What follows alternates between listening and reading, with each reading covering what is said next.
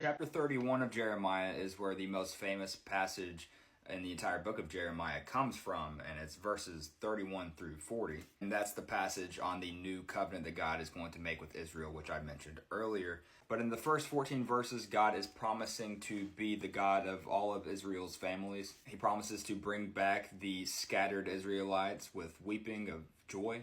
There will be an abundance of grain and wine. In verses 15 through 17, it tells us that Rachel is weeping for her children, and she refuses to be comforted for her children because they are no more. And the reason it's talking about Rachel, of course, is because she was the mother of Israel, of Jacob.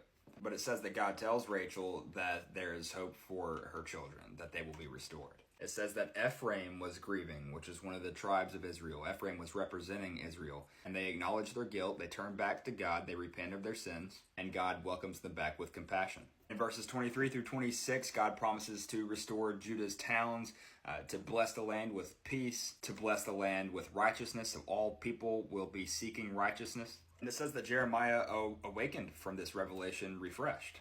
Because as we know, he has wept for his people in the past because of all the negative things that have happened to them because of their sin. But now he's refreshed because of the flourishing that he is witnessing. Verses 27 through 34 talk about the new covenant that God will make with them, and it'll be different from the one that Moses broke. The tablets, the physical tablets with the law on it that Moses broke at Mount Sinai.